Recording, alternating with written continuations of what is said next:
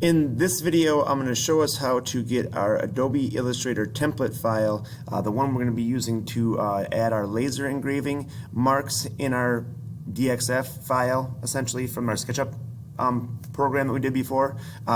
We are now going to put this into our Google Drive. So this is the file right here, the link. We just got to click on it.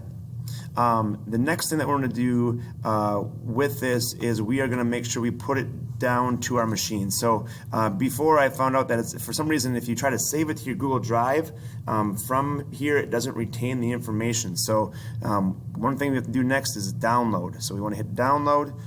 Download's going to end up putting it down to your machine on the Chromebooks. It shows up here in the little lower right hand corner. I'm doing this on my PC, so it's a little different.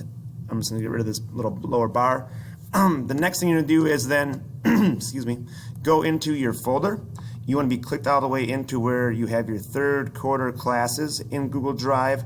I've kind of already skipped there, so the video is a little shorter, but I'm in my drive.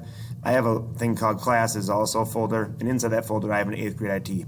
You guys probably have a third quarter class or someplace where you've been saving your SketchUp work.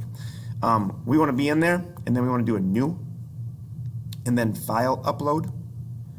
And then your last file that you had there should be that Adobe Illustrator template. You might be in a linear view, so your views might be a little bit different. At the same time, it'll look like that, CNC Laser.ait. And you want to hit open. And I've done this a few times, so it's going to yell at me after I select it.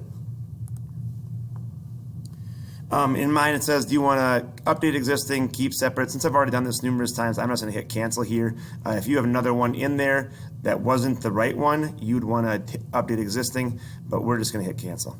All right, but that will get it into your Google Drive.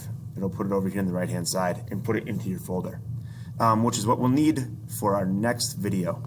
All right, so once again, getting our CNC Laser.ait file into our folder. Hope this video helped. Have a great day.